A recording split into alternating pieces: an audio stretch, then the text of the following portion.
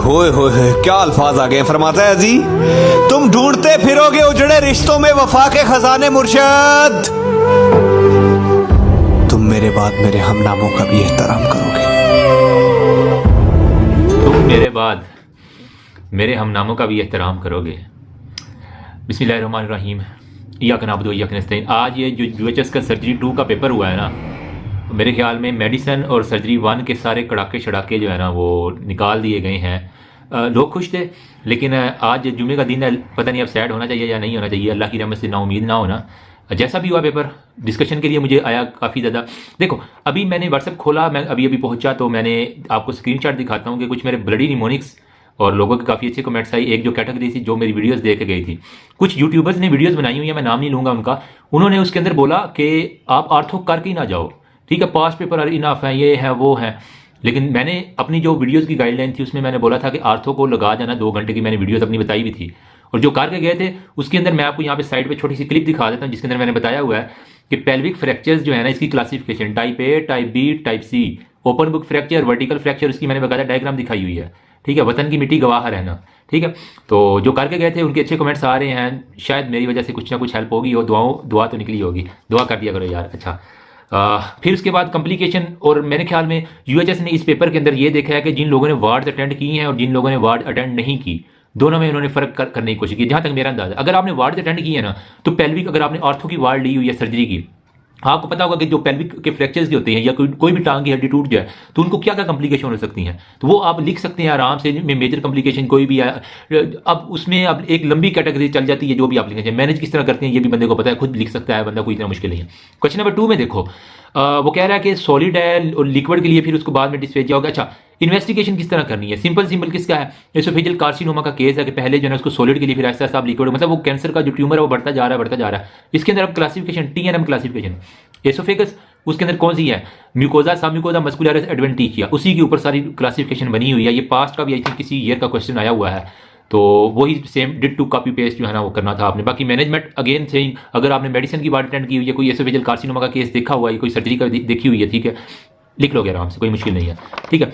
फिर question number 3 में जी, patient admit हुआ है ओपन स्प्लीनेक्टमी में, थैलेसीमिया मेजर का केस है, उसकी HB देखो 7 मिलीग्राम है, प्लेटलेट काउंट देखो 80,000 है, मैसिव स्प्लीनोमेगैली है। तो आपने प्री ऑपरेटिवली क्या करना है? जिसकी भी स्प्लीन आपने उतारनी है ना, तो 2 हफ्ते पहले एटलीस्ट यार उसको देनी होती है, आपने वैक्सीन देनी होती है न्यूमोकोकल की, ठीक है, ताकि उसको जो लाइफ थ्रेटनिंग इन्फेक्शन है वो ना हो, ठीक है, क्योंकि स्प्लीन निकल जाएगी तो उसके बाद सारा काम दरम बरम हो जाना। तो इस वजह से आपने वो एक तो वैक्सीनेशन देनी है, बाकी प्री ऑपरेटिव क्या करना है, उसकी HB ठीक कर दो, 7 HB है, देखो तो सही इसको, ठीक है। उसके अंदर साथ में विटामिन K दे दो, ठीक है, ताकि हेमरेज ब्लीडिंग ज़्यादा ना हो, ठीक है। प्लेटलेट काउंट थोड़ा सा ठीक कर दो उसकी न्यूट्रिशन स्टेटस बढ़ा दो, ठीक है। उसके अंदर जो विटामिन की कमियां हैं वो दूर कर दो, ताकि जो स्कर्वी है, विटामिन C है, इस तरह की जो चीज़ें हम जब जो भी है ना वो आप उसके ठीक कर देंगे। IV फ्लूइड, इलेक्ट्रोलाइट, वो सारा आपने प्री ऑपरेटिवली जो आप मैनेज करते हैं ना ऑपरेशन पे ले जाने से पहले, तो एक डॉक्टर जिसने वार्ड अटेंड किए हैं अच्छी तरह बता सकता है। पोस्ट ऑपरेट सेम वही है, वहाँ से ब्लीडिंग जो आपको आ रहा है, इन्फेक्शन फलां वो सारा लिख देना, कोई इतना मुश्किल नहीं। क्वेश्चन नंबर 4 में है जी, एक्यूट एब्डोमिनल पेन है, डिस्टेंशन है, एब्सोल्यूट कॉन्स्टिपेशन है, ठीक है। और उसके बाद वो कह रहा है कि 1 लीटर प्लस जो है उसने निकाल दिया, ठीक है। डिफाइन एक्यूट एब्डोमिन हो गया, तो एक्यूट नाम में ही काम है, मतलब कोई भी ऐसी चीज़ जो अर्जेंट जो है ना वो हमें करनी पड़ जाए, ठीक है, उसकी अर्जेंट ट्रीटमेंट हमें चाहिए या अर्जेंट उसके लिए कोई भी अटेंशन चाहिए, तो वो एक्यूट एब्डोमिन के केस में आ जाती है। कोई हो सकता है परफोरेशन हो गई हो, ठीक है, अपेंडिक्स फट गई हो, तो ये एक्यूट एब्डोमिन के सारे है, ठीक। बाकी मैनेज किस तरह करना है? जिसने वार्ड अटेंड की हुई है वो मैनेज भी कर लेगा, पोस्ट ऑफ कॉम्प्लिकेशन वही कर लेगा। अजान का वक्फा था दरमियान में तो मैंने रोक दी वीडियो। अच्छा, क्वेश्चन नंबर 5 में देखो कि एक आया है जी 20 साल लड़का, और उसको है जी हिस्ट्री है सर्कमफ्रेंशियल पूरी, यानी प्रोट्रूजन होगी है, एनएस से कोई चीज बाहर आ रही है, ठीक है। तो एक ये वर्ड था सर्कमफ्रेंशियल, गुलाई में यानी आ रही है, ठीक है, 2 सालों से। अब वो कह रहा है कि उसका साइज पहले छोटा था, अब वो बड़ा प्रोट्रूजन हो रही है, and has to reduce is mainly, वो अपने हाथों से जो है ना उसको वापस भेजता है। तो जिन लोगों ने हेमराइड्स पड़े हुए हैं और जिन लोगों ने जो रेक्टल प्रोलैप्स पड़ा हुआ है, ठीक है, दोनों के लिए कंफ्यूजन बनी हुई थी। मैं बताता हूँ इसका एक्चुअल आंसर क्या है। एक्चुअल आंसर इसका रेक्टल प्रोलैप्स है। देखो जब भी हेमराइड्स होते हैं तो हेमराइड्स वाला हमेशा आपको बंदा पेल नजर आएगा, क्यों? उसके जो है ना जो स्टूल है उसके साथ ब्लड आ रहा होता है, जब वो ब्लड निकलता है, स्टूल निकलता है, तो उसके ऊपर जो है ना वो खून के वो आके बताता है इसी तरह डॉक्टर साहब खून आ रहा है मेरे बिना पखाने के अंदर। यहाँ तो खून का जिक्र ही नहीं है, सिंपल क्या है, रेक्टल प्रोलैप्स हो। तो अब इसके अंदर ना ब्लड श्लड कोई नहीं आ रहा, कोई चीज सर्कमफ्रेंशली गुलाई के अंदर आ रही है, ठीक है, वो बाहर आती है और वो उसको अंदर कर देता है, फिर बाहर आती है फिर अंदर कर देता है, पहले थोड़ी आती थी अब ज्यादा आने, मतलब रेक्टल प्रोलैप्स है जो बढ़ता ही जा रहा है, ठीक है। तो ये पक्का केस है रेक्टल प्रोलैप्स। अगर हेमोराइड्स होता है तो उसके अंदर ब्लड लाजमी आना था, ये बात है, ठीक है। मैं मजीद इसको आप क्लैरिफाई कर देता हूं। मैंने इसको मजीद कंफर्म करने के लिए चैट जीपीटी से पूछा तो उसने बताया कि क्योंकि इसके अंदर खून ही नहीं आ रहा तो हेमोराइड्स का केस नहीं हो सकता, ठीक है। फिर हमारे पास है जी 45 ईयर है, अपर राइट क्वाड्रेंट के अंदर पेन है, ठीक है। सडन ऑनसेट है प्रेसिपिटेट स्टेप ऑफ लेप्रोस्कोपी कोलिसिस्टेम है, कोई बात करने वाली, मतलब उसने ओपन भी और जो हमारे पास लेप्रोस्कोपिक है कोलिसिस्टेक्टमी दोनों के स्टेप पूछ लिए। तो मैं अगेन सेइंग जिसने वार्ड अटेंड की हुई है सर्जरी की, लैब कोलिस देखी हुई है, कोलिसिस्टेक्टमी होते देखा हुआ है, तो वो अब आराम से स्टेप लिख लेगा कहाँ पे ट्रोकार्स इंसिजन लगाने हैं, कैमरे कहाँ पे लेके जाने हैं, फिर वहाँ पे क्लिपिंग करनी है, फिर वो जो एलसीडी चल रही होती है उस पर ऊपर आपने आपके टीचर्स दिखा रहे होते हैं कि जी ये अब हमने इसको क्लिप किया है, फलां ट्री को क्लिप किया, वहाँ से गाल ब्लडर उतारा है, ये किया वो किया। तो वो अगर किसी ने वार्ड अटेंड की है उसके दिमाग में आ रही होगी तो वो अगर लिख देता तो लेप्रोस्कोपिक कोलिसिस्टेक्टमी तो उसका हो गया था। ओपन में यही है कि वो उसको खोल के और उसके अंदर से जो है विजुलाइज करने के लिए अच्छी चीज़ें सारी की सारी निकाल के जब ब्लड ना रुक रहा हो, ठीक है। इसके अंदर जो आपने चीज़ मेंशन करनी थी वो CO2 गैस भी आपने जो डालते हैं ना पेट को फुलाने के लिए, ऑक्सीजन क्यों नहीं डालते, क्योंकि वो कंबस्टेबल है। जब आप कॉटरी करते हैं, जो लोग सर्जरी से रिलेटेड है वो मेरी बात को बताएंगे, कॉटरी करते हुए ये चांस होता है कि ऑक्सीजन को आग लग जाए, पता चले उसके पेट में आग ही लग गई है, तो इस वजह से हम CO2 जो है ना वो डालते हैं उसके पेट के अंदर ताकि उसके पेट को बुलाया जाए। क्वेश्चन नंबर 7 में कह रहा है मल्टी नोड्यूलर गोइटर है, नियर टोटल थायराइडेक्टमी की है, शिफ्टिंग दी ऑपरेशन रूम है, develop respiratory distress and bleeding from the mouth, ठीक है। तो कॉजेज क्या हो सकती हैं रिस्पिरेटरी ऑब्स्ट्रक्शन इन पोस्ट ऑपरेटिव पीरियड में। देखो ये यहाँ पे अगर ऑपरेशन के बाद जो है ना ये एक वजन सा होता है लेरिंक्स के ऊपर, ठीक है। तो जब ये ऊपर से हम उतार दे देंगे तो एक जगह मैंने लाइन पढ़ी थी कि इसकी वजह से ना वो लेरिंक्स कोलैप्स कर जाते हैं, ठीक है। एक ये नंबर 2 पे कोई nerve recurrent laryngeal nerve damage हो जाए, बुकल काट गए, ठीक है, ट्रेकियोमलेशिया हो गया, और इसके अलावा हेमरेज की वजह से अगर यहाँ पे बहुत ज्यादा हेमरेज तो आपको दोबारा सूचर खोलने पड़ते हैं। तो ये सारी उसकी चीजें आप इसके अंदर कोई ना कोई चीज ना हो सकता है कि कोई गाज रह गया हो, ठीक है, तो या सर्जन की नेग्लिजेंसी की वजह से कुछ ऐसा हो गया, तो इस वजह से भी हमारे पास तो वो सारी चीज़ें आप वही सर्जरी वाला अगर आपने थायराइडेक्टमी देखी है पता चल जाएगा आपको कि क्यों ये जी ब्लॉक हुआ सारा। फिर है 40 year old mail surgical OPD में आया, पेन है राइट लंबर में, ठीक है, हीमोचूरिया। नीचे देखो यूरोलॉजी में कहा हुआ उसने कि रीनल कैल्कुलाई है, कोई मुश्किल बात, ठीक है। Uric acid stone, cysteine stone, calcium oxalate stone हो गया जो कि सबसे ज़्यादा कॉमन है। इसके अलावा और क्या होते हैं, स्टूवाइड स्टोन होते हैं, मैग्नीशियम अमोनियम फास्फेट स्टोन होते हैं, ठीक है। अच्छा किस तरह लिखा था आप इसके अंदर कैटेगरी बनाते हैं रेडियो ल्यूसेंट और रेडियो ओपेक, ठीक है। मैंने कहा एल नजर नहीं आता, तो जो रेडियो ल्यूसेंट होते हैं वो नजर नहीं आते। तो uric acid stone love you, इसका मैंने निमोनी बताया था, जिन लोगों ने यूरोलॉजी वाली वीडियो देखी है शायद उनको पता होगा, ठीक है। तो वो लव यू वाला इस तरह अगर कैटेगरी बना के आते ज़्यादा अच्छे नंबर मिल जाते, लेकिन है ही एक नंबर का, अच्छा नहीं, हाँ ठीक है।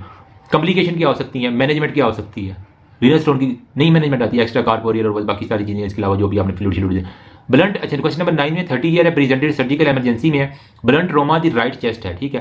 रिस्पिरेटरी डिस्ट्रेस हो गया, एयर एंट्री नहीं हो रही, पास का क्वेश्चन है, टिम्पैनिक परकशन में नेक वेन डिस्टेंडेड है, trachea shifted to the left हो गया, तो क्या है टेंशन निमोथोरेक्स है। अब यहाँ पे जो है ना नेक वेन भी जो है ना डिस्टेंडेड है, तो कोई ना कोई कार्डिक टेम्पोनार्ड भी हो सकता है साथ में, ठीक है। मतलब कह सकते हैं टेंशन निमोथोरेक्स लीडिंग टू कार्डिक टेम्पोनार्ड या टेंशन निमोथोरेक्स आई थिंक इनफ है, लेकिन अगर लिख दोगे तो क्योंकि उसकी नेक में मफल्ड हार्ट साउंड अगर इसके अंदर होता तो ज़्यादा अच्छा हो जाना था, ठीक है। बाकी आप लिख सकते हैं कि उसमें यहाँ पे क्या मैनेज किस तरह करना है पेशेंट को, तो टेंशन निमोथोरेक्स किस में आ जाता है, मिड क्लेविकुलर लाइन में जिस जगह पे है वहाँ पे सेकंड इंटरकोस्टल में फौरन से आपने एक बड़े गेज की सुई मार देनी है, नीडल डीकम्प्रेशन। फिर एरिया ऑफ सेफ्टी, ठीक है, वहाँ पे आपने क्या करना, ट्यूब चेस्ट ट्यूब थेरोकॉटमी जो है ना वो आपने कर देनी थी, सिंपल सी बात है। यहाँ पे उसने लिखा हुआ है कि अब ये ब्रिटिश का क्यों पता नहीं थोरेक्सिक सर्जरी गाइडलाइन, मैंने इसका बुक के अंदर शायद बेले में कहीं लिखा हो, मैंने देखा नहीं है इसको, ठीक है। तो भाई हमें क्यों ब्रिटिश का पूछ रहे हो, क्या हमने ब्रिटिश से इसलिए आज़ादी ली थी कायदे दी थी कि ब्रिटिश की हम गाइडलाइन फॉलो करें, वैसे करते इसी की है। अच्छा इसमें अगर प्राइमरी में है ना तो इसमें एक तो हम ऑब्जर्वेशन करते हैं ब्रिटिश की जो गाइडलाइन है, जहाँ तक मेरा आइडिया है, ऑब्जर्वेशन करेंगे, एस्पायरेशन करेंगे, चेस्ट ट्यूब इंट्यूबेशन वो सारी, हालांकि ब्रिटिश वालों ने सिर्फ उसी को मॉडिफाई करना है, कोई नई तो कहानी तो नहीं ऊपर से ला देनी ना। तो इसमें अब अच्छा यही था कि आप उसी को मॉडिफाई थोड़ा सा ना लफ्जों की हेरा फेरी कर देते तो ठीक हो जाए। चेस्ट ट्यूब इंसर्शन सेकेंडरी में यही है कि चेस्ट ट्यूब इंसर्शन है, प्लूरोड जैसी सर्जिकल कोई भी सेकेंडरी लंग डिजीज है तो इसकी वजह से हम सर्जरी वगैरह बाकी सारी। क्वेश्चन नंबर 10 में हमारे पास क्या लेक्चरर आया है, 2/2 general hard lump with the left breast है, ठीक है। चलो 2 में से वो कह रहा है कि लेक्चरर आई है उसके general fine needle intraductal carcinoma उसको है, कंजर्वेटिव सर्जरी में आप क्या करोगे, इंडिकेशन क्या है, अगर किसी को लुपेक्टमी है उसके आपने देखा है और वो सारे स्प्रेडिंग कर रहा है तो ब्रेस्ट सर्जरी में आप किसको नहीं पता। टेक्निक्स क्या है इसके अंदर वो भी हमें पास का क्वेश्चन है। अंडरस्टैंड दी ऑनकोप्लास्टिक जो है ना वो सर्जरी, तो इसके अंदर यही है कि रिमूव करना है ब्रेस्ट कैंसर को, ठीक है, उसके बाद उसको कॉस्मेटिकली भी ठीक करना है। सिर्फ आपने ब्रेस्ट, पाकिस्तान में तो यही करते हैं ना कि ये ब्रेस्ट उतार दिया, चल बीबी तू जाकर, लेकिन उसको कॉस्मेटिकली उसके वर्जिश वैसे ही जो है ना, जिस तरह एक फीमेल के नॉर्मल ब्रेस्ट होते हैं उसी तरह कॉस्मेटिकली बनाना है। तो वो इसके अंदर सारी सर्जरी आ जाएगी ऑन्कोप्लास्टिक से। मतलब प्लास्टिक से कुछ आ रहा है, जिस तरह हम सिलिकॉन जेल या लेटिस्मस डार्साई का कुछ ना कुछ यहाँ पे ब्रेस्ट के अंदर उसकी फीमेल के लगा देंगे, ठीक है। तो ये यही है कि ऑन्कोप्लास्टिक्स में उसके अंदर कोई ऐसा मटेरियल डालेंगे जो उसके पता ना चले, मतलब मेरे तेरे जैसे बंदे को दूर से देख के पता ना चले कि इसमें कोई ना ब्रेस्ट की इसका है ही नहीं है, ठीक है। तो ये इन सिंपल वर्ड में यही कहना चाहूँगा। बाकी ये जी क्वेश्चन नंबर 11 में सर्जिकल एमरजेंसी में आया, ओबीवियस हेड इंजरी है, कॉन्शियस है, वेल ओरिएंटेड है for the 4 hour, then he suddenly collapse कर दिया। तो देखो आया है, वो कहते डिग्या सी लेकिन चंगिया भला गल्ला करदा पिया सी, फिर अचानक तो 3-4 घंटे गुजरे ने तो वो जनाब बेहोश हो गया। ल्यूसिड इंटरवल मेरी जान, उसके लिए मैंने निमोनिया में बताया था extra love, extra L, lucid interval, extra ड्यूरल haematoma या एपिड्यूरल हेमाटोमा, ठीक है। तो इसके अंदर हमारे पास मोस्टली जब मिडल मेनिंजियल आर्टरीज हाँ यही जाती हैं, ठीक है। तो ये हमारे पास जो है इसका सीधा सीधा केस था पास्ट पेपर का। बाकी हमारे पास है जी 75 ईयर हाइपरटेंसिव मेल है, एमरजेंसी वार्ड में आया है, पेन है एब्डोमेन के अंदर और टेंडर है, ये मास है, ठीक है। अब इसके अंदर देखो, अगर तो उसको जो है सडन सीवियर पेन एब्डोमेन के अंदर आ रही है, ठीक है, और वो कह रहा है कि टेंडर है और पल्सटाइल मैनर में अयोर्टिक एनेरिज्म का केस है, ठीक है। इसको आपने एक तो कंफर्म कैसे करना होता है, वो कंफर्मेशन वाले सारे टेस्ट। इसके अलावा मैनुअल मेथड यही होता है कि जहाँ पे आपको जा रही होती है ना ये पल्सेशन, उसके पीछे जो है आप हाथ रख दो तो वो पल्सेशन जो है ना वो रुक जाती है, जहाँ तक मैंने स्टडीज में पढ़ा हुआ है ना। तो ये तो यहाँ पे अगर पल्सेशन एब्डोमिनल अयोर्टिक है सपोज करें, तो अगर मैं इसके ऊपर हाथ रखूंगा तो आगे ब्लड नहीं जाएगा, तो वो पल्सेशन आपको आगे फिर फील ही नहीं होगी। तो ये मैनुअल मेथड है जो कि आम जुगाड़ू तरीका जिसे हम कहते हैं ना वो। तो ये अगर लिख देते और साथ में बाकी जो जितनी भी हम करवाते हैं अयोर्टिक एनेरिज्म में वो सारी लिख देते तो इंशाल्लाह कोई ना कोई हल हो जाना था, ठीक है। बाकी पोस्ट ऑपरेटिव कॉम्प्लिकेशन, अगर आपने वार्ड अटेंड की है तो अब आपको मसला नहीं होगा, ऑपरेशन के बाद क्या क्या कॉम्प्लिकेशन हो सकती हैं वो सारी की सारी। अच्छा, क्वेश्चन नंबर 13 में हमारे पास क्या है, इंटरमीडिएट पेनलेस स्वेलिंग है अंडर दी राइट जॉ, ठीक है। एक्सरे में डिमॉन्स्ट्रेट किया है, well marketed calcific density projected under the body of the mandible. पूरी की पूरी लाइन पास्ट पेपर की है, ये है अमेलाइडोब्लास्टोमा का केस, जिसके अंदर हमारे पास मैंडिबल के ऊपर कैल्सिफिकेशन हो। बहुत से लोग इसको सिलेवरी ग्लैंड के साथ जो है ना वो सेलुलिथियासिस के साथ कंफ्यूज कर गए हैं, लेकिन ये हूबहू लाइन ही पास्ट पेपर की है। अमीलोब्लास्टोमा का जो है ना वो हमारे पास केस था, जिसके अंदर वो मैंडिबल के ऊपर सारी की सारी होती है। तो आपने वो क्या करना, उसकी मैंडिबल काट के उसकी जगह जो है ना वो इलिक रस्ते उठा के तो वहाँ पे जो है ना वो लगा दो, या जो भी करना है। अगर बहुत बड़ा तो उसको पकड़ के उतार फाड़ के चीज़ फाड़ दो। तो यार ये था एक पेपर जो मुझे रिसीव हुआ, ठीक है। तो आई थिंक कि सबका अच्छा हुआ होगा, ठीक है। जिन्होंने मेरी वीडियोस देखी उनके कमेंट्स आए हैं, ठीक है। ओवरऑल अगर मैं भी होता तो मैं कहता कि ठीक था यार। एमसीक्यू सुना है कि थोड़े से बहुत ज़्यादा ट्रिकी आए, क्योंकि यार मुझे इन यूएचएस के बाबों की समझ नहीं आती। मतलब तुम जनरल सर्जरी में 3 छुट्टियाँ दे रहे हो, सिस्टेमिक सर्जरी में 2 छुट्टियाँ दे रहे हो, तुम्हारा दिमाग ख़राब है, ठीक है। नंबर सेकंड पे सिस्टेमिक सर्जरी में भी 60 एमसीक्यू 60 मिनट है और 2 घंटे उतने ही हैं बाकियों के लिए, लेकिन 13 यूक्यूज़ हैं। तो दिमाग तो घूमने वाला था। सिलेबस सिस्टेमिक का बहुत ज़्यादा था, रिवाइज करना थोड़ा सा मुश्किल था, लेकिन अब जो हो गया स्पुर्द करो अल्लाह के, नफल शफल पढ़ के उसको बख्श दो। होपफुली मेरी दुआ है कि सब फाइनल ईयर वाले अच्छे नंबरों से पास हों, अच्छी सी अल्लाह पाक आप सबको कामयाबी दे। मेरे लिए भी दुआ करना। देखो बस अभी मैं आते ही मैंने वीडियोस बनाई हैं और अभी दुआ में याद रखना होपफुली। बाकी जो लोग कह रहे हैं कि अभी नेक्स्ट ओब्स का आई थिंक है, तो उसके लिए प्लान तो मैं यार थोड़ा सा सोल्व उसके बाद जो है ना वो मैं आपके साथ प्लान शेयर करता हूँ, ठीक है। तब तक आप ये वीडियो एंजॉय करें और ये वीडियो प्लीज़ सब तक पहुँचा देना ताकि मैं भी किसी की हेल्प हो जाए इससे, ठीक है। दूसरों की मदद करें, अल्लाह पाक आपकी मदद करेगा। दुआ में याद रखना। अल्लाह हाफिज़।